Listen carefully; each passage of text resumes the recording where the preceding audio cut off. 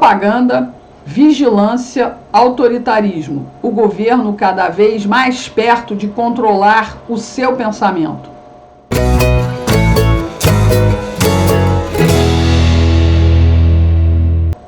Bem-vindos, aqui tem notícia e opinião, a minha, que o Senhor abençoe, a edição de número 30 desta segunda-feira, 27 de março de 1984. Ops, não, nós estamos em 2023, mas no livro 1984, escrito pelo jornalista e ensaísta britânico George Orwell, lançado na década de 1940, ele já falava sobre o Ministério da Verdade, quando governos totalitários fariam com que normas e regras vigiassem até os seus sonhos. Você acha que isso não acontece? Pois está acontecendo. Esse final de semana, o governo do PT lançou o que se pode chamar assim da peça inaugural de propaganda do combate à fake news. Assiste aí. Este é um chamado para nos unirmos contra o ódio espalhado pelas fake news, informações falsas que podem destruir a democracia e, mais do que isso, destruir famílias, reputações, vidas. E se a vítima fosse um amigo, sua filha? E se fosse você? Acesse gov.br/Brasil contra fake. É hora de frear o ódio, parar de repassar informações falsas, checar cada fato e sua fonte. Porque quem espalha fake news, espalha destruição. Brasil, União e Reconstrução. Governo Federal. Mas quem é que vai nos defender da fake news? O governo federal? Nossa, com a ajuda da imprensa suja brasileira, a mesma imprensa que diz que a inflação vai beneficiar a vida dos mais pobres, quando todo mundo sabe que os mais prejudicados serão exatamente os mais pobres, a mídia que diz que inflação é bom, a mesma mídia que inventa palavras como reoneração em vez de volta dos impostos, para dizer que é importante que o governo cobre, sim, impostos sobre combustíveis e que pobre não anda de carro. É por isso, pessoal, que é tão fácil manipular mentes vazias. Porque, por exemplo, fake news foi o que não faltou nos 4 anos de governo Bolsonaro. Por exemplo, a destruição da Amazônia. Mentes vazias e ignorantes acabaram resultando em memes como esse aí, dessa moça, que pintou um incêndio na Amazônia e colocou até uma girafa no próprio corpo. Luto Amazônia.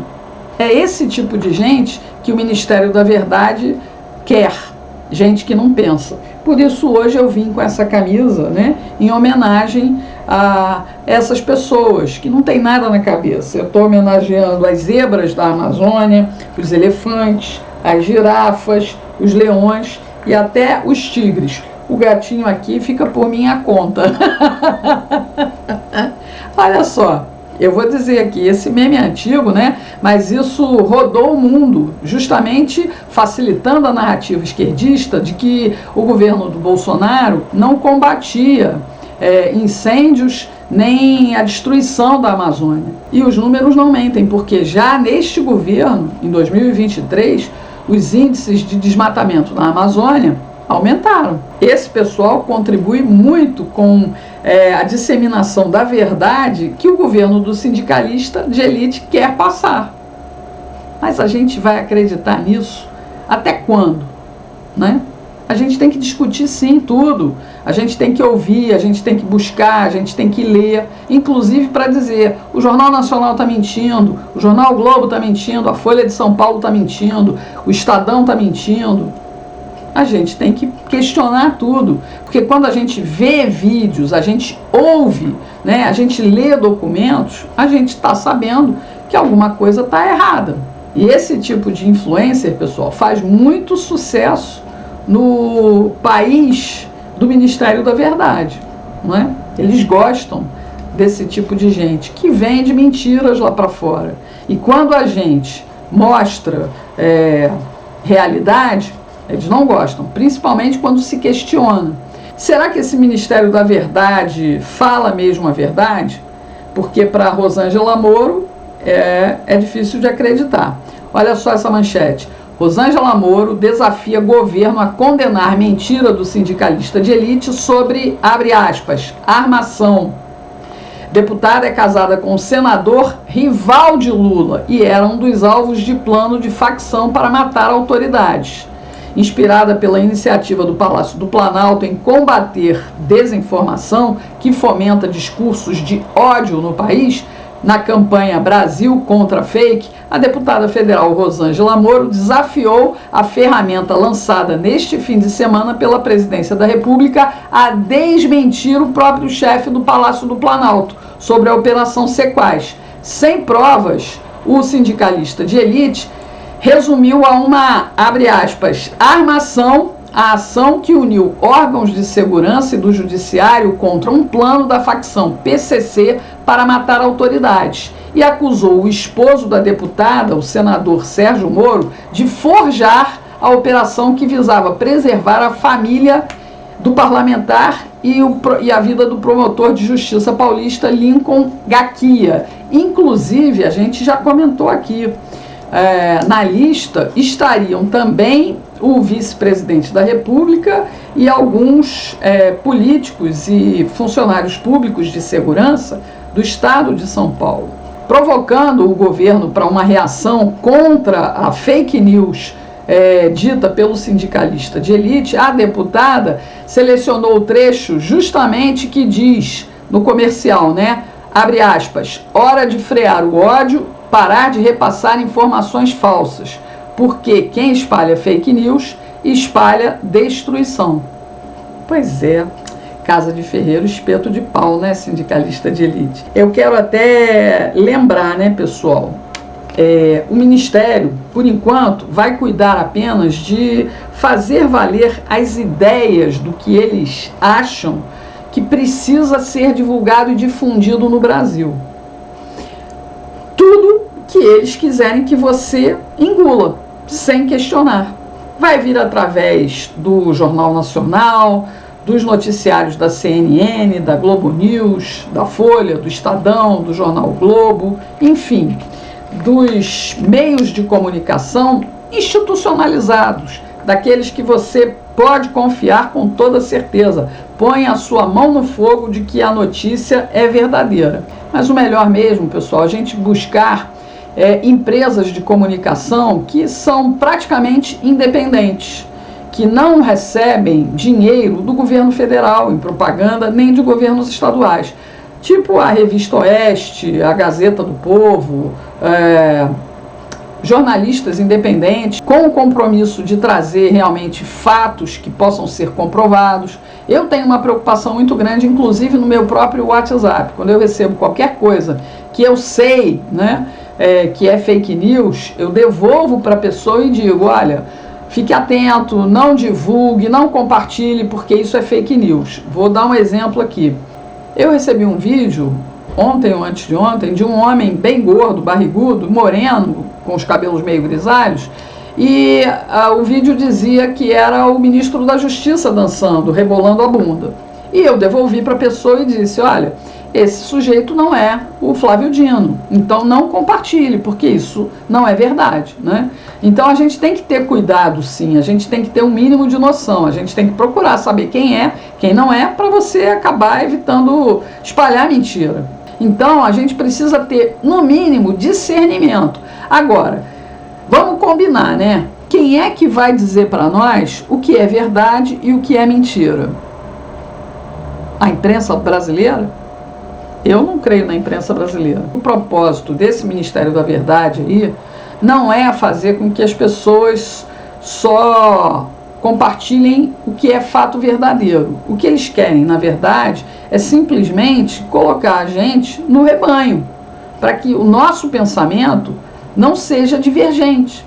Eles querem uma sociedade que vá, não vou dizer para o matadouro, mas que vá para o curral sem levantar o pescoço, sem pensar, sem questionar. E esse é o risco à nossa liberdade. Liberdade, inclusive, de pensamento. Até para terminar esse assunto, pessoal, a Rosângela Moro vai aproveitar também o espaço para poder incensar a carreira política do marido, porque a carreira jurídica dele acabou. Então ele agora é um político. E a pretensão dele, a gente já sabe, de 2, 3 anos atrás, era vir a ser candidato a presidente da República. Seria um nome apoiado pelo sistema, né, pelos progressistas, e principalmente uma imagem de terceira via. O que acontece? Nesse momento, não existe a menor chance dele assumir um cargo de presidente da República. Existe um nome muito forte de oposição, que é o Jair Bolsonaro, que está voltando essa semana e que vai começar a fazer barulho, né? Isso é um fato. Segunda coisa, todo esse desgoverno que nós estamos vivendo, e já vamos lá para os 3 primeiros meses, né, em que a gente não vê nada, o arcabouço não tem prazo para ser apresentado, o arcabouço fiscal, e está tudo muito barata voa. O governo atual não vai dando conta do recado. Pode vir a prosperar no impeachment? Pode, inclusive por essas declarações infelizes aí que o Nove Dedos deu na semana passada. Será que o Congresso tem interesse nisso? Pode ser. Enquanto esse caso aí envolvendo o PCC e o Sérgio Moro vai sendo mantido aquecido pelo próprio senador, pela esposa deputada, pela mídia e tudo mais, o merendeiro vem trabalhando para se mostrar um cara centrado, um cara responsável, compromissado com o país, porque o negócio agora é vender a imagem de bom moço, político probo, homem de família, cristão. E aí hoje o Geraldo Alckmin, né, fez a seguinte declaração: vamos trabalhar para baixar os juros. Em evento do SESI, o vice-presidente da República criticou o valor da taxa básica de juros, que atualmente está em 13,75%. Mas vocês veem que até na crítica ele é ponderado. É isso que tenta se passar para a sociedade, para a opinião pública. Prestem bem atenção, e eu já vou falar uma coisa. O vice-presidente da República e ministro do Desenvolvimento, Indústria, Comércio e Serviços, Geraldo Alckmin, disse nesta segunda-feira que não há justificativa para o Brasil ter a maior taxa de juros do mundo. Segundo ele, o governo está trabalhando para baixar. Ele fala no todo, no governo, ele é um cara racional, sereno, ponderado. Vejam bem, a Selic está em 13,75%, né? O Copom, o Comitê de Política Monetária, decidiu manter a taxa. Por quê? Porque há risco de uma explosão inflacionária. Aí vem o Alckmin e diz o seguinte, abre aspas, eu sempre ouvi que nós tínhamos 3 dificuldades, juros, imposto e câmbio. O câmbio está bem, agora é só estabilidade, sem grandes oscilações. O imposto, estamos na iminência de termos uma simplificação tributária, que vai dar um impulso na indústria e no emprego. Os juros, nós vamos trabalhar para baixar, porque não tem nenhuma razão, nem tem demanda que justifique ter o maior juros do mundo, disse Alckmin. Vocês veem que a fala dele é ponderada, mostra ele, e a imprensa tem feito um esforço hercúleo para mostrar ele como um cara bacana, do povo, gente boa, né? E que é um cara que pensa no Brasil, não teve grandes problemas aí de corrupção, a não ser nas corrupções corriqueiras lá de São Paulo, Rodoanel, metrô, merenda escolar, enfim, essas coisas que não taxam ele como um grande corrupto, né? É um cara, tradição, família e propriedade, cristão, da Opus Dei, mas a gente sabe que ele é um cara que é do PSDB raiz, né? Foi vice que foi alçado ao cargo principal por causa de morte de um, de outro. Agora a gente sabe que o Bebum não vai morrer, mas o Bebum está cometendo erros. E esses erros podem ser punidos por um impeachment. O grande lance é que a gente precisa começar a pensar. O tempo. Por quê? Enquanto a imprensa vai trabalhando para fortalecer a imagem de um político íntegro, probo, do Alckmin, eles têm que convencer a opinião pública. não é? Porque o país está dividido e não adianta propaganda, não adianta nada, porque tem gente, inclusive, já declarando arrependimento de ter apoiado o Nove Dedos, gente famosa. E aí o que acontece, pessoal? Se o impeachment for por agora, não tem saída. Nem o próprio TSE, nem o STF podem mudar a regra do jogo. E qual é a regra do jogo, Regina?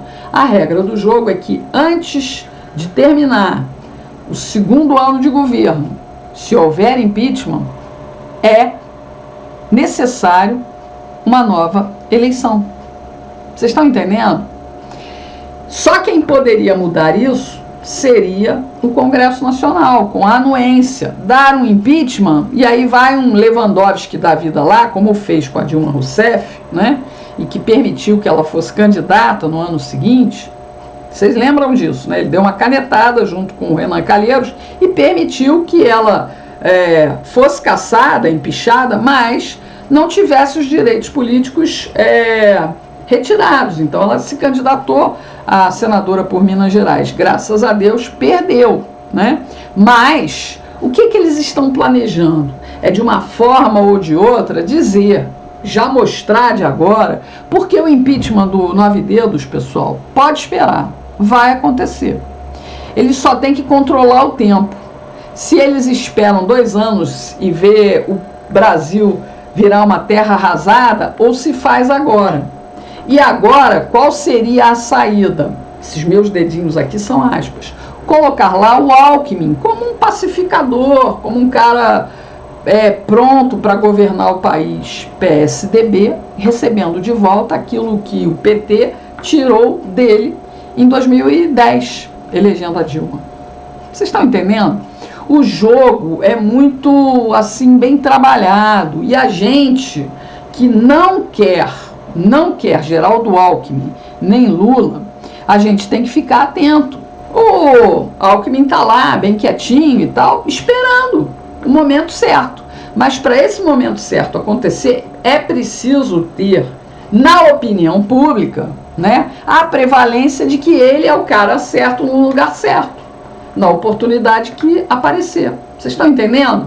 Mas temos que lembrar o seguinte, nós temos uma Constituição em que o STF fez o tempo inteiro questão de dizer que a Constituição brasileira precisa ser respeitada, sendo que o próprio STF nunca respeitou e teve a conivência do próprio Congresso Nacional.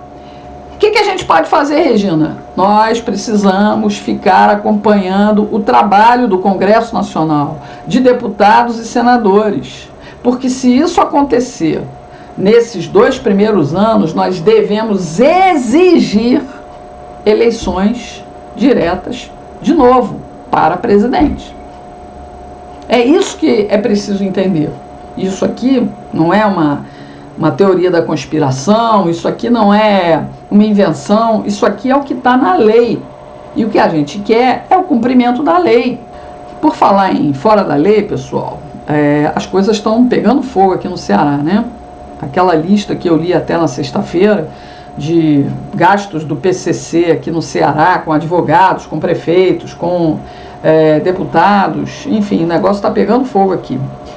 Eu falei para vocês, né, a mulher de um coronel da Polícia Militar foi morta junto com a mãe, e o negócio está muito, muito violento no interior. A gente sabe que o Estado está dominado pelas facções.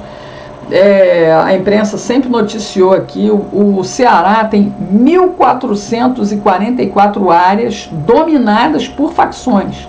GDE, né, Guardiões do Estado, PCC, Primeiro Comando da Capital, e Comando Vermelho. O Estado foi dividido. E isso, claro, teve a anuência dos governos de esquerda, tanto do PDT, de Ciro Gomes, de Cid Gomes, quanto do PT, de Camilo Santana e agora de Eumano Freitas, né? Eu não estou dizendo aqui que eles estão envolvidos diretamente, mas as coisas saíram do controle, e saíram do controle exatamente sob o governo deles, né? Tem inclusive fotos do então candidato ao Senado, tá aí a foto, ó. e o candidato ao governo do estado junto com traficantes, numa comunidade aqui de Fortaleza. Sou eu que estou inventando isso? Não, tem aí a foto, campanha. Esses caras foram identificados como traficantes, né? Então, pessoal, o negócio está meio mal para a esquerda aqui, né? Essas coisas todas acontecendo, a esquerda está meio queimada. Mas tem uma notícia hoje do Cláudio Humberto que diz que o PSDB dá como certa a filiação de Ciro Gomes ao partido, ou seja, ele sairia de um partido de esquerda, que é o PDT, e viria para um centro-esquerda. Ele foi para o PSDB quando o PSDB foi fundado, né? Então ele estaria de volta, estaria em tratativas para voltar a casa. O filho pródigo, a casa torna. Por que ele é o filho pródigo? Porque ele tem ali um conchavo, né? Uma amizade, é uma coisa ali muito íntima com o Tasso Gereissati, coisa de irmãos, brothers, sangue, pele, sei lá, né? Eles nunca estiveram separados, sempre estiveram aqui unidos, né? Unidos. Se é para se dar bem no Ceará, não tem esse problema, né? Aqui é tudo muito junto e misturado. Só finge que está de um lado durante a eleição, depois junta tudo no mesmo balaio. Então, olha aí a notícia. O candidato, outra vez derrotado para presidente da República no ano passado, Ciro Gomes, estaria de malas prontas para trocar o PDT pelo PSDB, sob a liderança do ex-senador Tasso Gereissati. Nos anos de 90, né, 1990, Ciro foi eleito governador do Ceará como candidato tucano. No PDT, um dirigente nacional que tem certeza desse retorno disse que Ciro pode voltar para arrumar o PSDB ou enterrar, né? Se fizer a troca, Ciro reencontrará Tasso no partido de onde nunca saiu. E o Ciro, né, nunca foi um cara de fidelidade partidária. Ele vai para onde os interesses dele apontam, né? E voltar aos braços da centro-esquerda. É a velha tesoura, né, pessoal? Ele está vendo aí a ascensão do Moro. O Ciro pode estar no ocaso político dele, mas ele é um cara que vê lá na frente, né? Talvez ele esteja querendo evitar uma entrada do Sérgio Moro no PSDB, uma volta do Alckmin ao PSDB. O PSDB, a raiz é paulista, né? Quem manda, por enquanto, é o Fernando Henrique Cardoso, bancado pelo Jorge Soros. Então, o que eles decidirem, né? Pode ser que ele já esteja vislumbrando isso, pode ser que ele já esteja gastando o inglês dele, aquele inglês de Oxford, por aí, nos encontros internacionais, nas viagens, nessa temporada que ele andou fora. Vamos esperar, né? E a gente vai terminar aqui, pessoal, falando do crime hoje que abalou São Paulo, que novamente abala o Brasil, a violência nas escolas públicas por parte de alunos desequilibrados, né? A gente não consegue entender isso, enfim. É muito chato o que aconteceu, mas é muito chato, né? Não tem como a gente explicar isso, né? É um horror esse tipo de coisa que a gente vê no noticiário norte-americano, né, e que a gente não pode se acostumar nem aceitar aqui. Mas o mais interessante é que um representante da juventude esquerdista, né, que é o Kim Kataguiri, já começa a buscar espaço. Olha só, ataque em escola de São Paulo reacende discussão sobre maioridade penal no Congresso. O deputado Kim Kataguiri vai pressionar o Senado para aprovar a proposta que reduz a maioridade penal de 18 para 16 anos. O recente ataque na escola estadual Tomásia Montoro, na Vila Sônia, em São Paulo, que matou uma professora de 71 anos e deixou 5 feridos, reacendeu a discussão sobre a redução da maioridade penal no Congresso Nacional. Esse pessoal perdeu espaço, a MBL e outros aí perderam espaço. A esquerda não aceita eles e a direita, por sua vez, rechaça. Então eles precisam aí buscar os holofotes. E já vem agora, né, uma bandeira que sempre foi defendida pelo Bolsonaro, por alguns próceres da direita, né, e agora vem com esse discurso. Eu, particularmente, eu sou favorável à punição até de 14 anos para cima, né? Cometer um crime violento como esse tem que pagar a pena. E a ficha criminal não pode ser apagada quando ele completa 18 anos ou 21, não. Tem que ficar marcado. Todos os países desenvolvidos no mundo, a gente vê a punição. Nos Estados Unidos, inclusive, tem estados que condenam crianças de 10, 12 anos. Vai para reformatório. Vai pagar a pena lá. Né? Mas o Brasil é conivente com a criminalidade. A gente vê isso todos os dias. É conivente. O Ministério Público, o Conselho Tutelar, proíbe uma criança que esteja tocando sanfona para ganhar uns trocados para ajudar a família, de trabalhar, tocando uma sanfona. Isso aconteceu, não estou inventando, tem aí, né? Mas se ele estiver roubando, tudo bem. Se estiver trabalhando com um aviãozinho, tudo bem. Mas se ele for tocar uma sanfona, se ele for vender frutas no sinal, não pode. É trabalho infantil. E o trabalho, na história do homem, né, fez com que homens se tornassem homens de verdade. Mas o que eles querem? Eles querem homens maquiados. Mas isso é história para outra live, pessoal. Até a próxima. E os nossos sentimentos às famílias das vítimas da escola de São Paulo.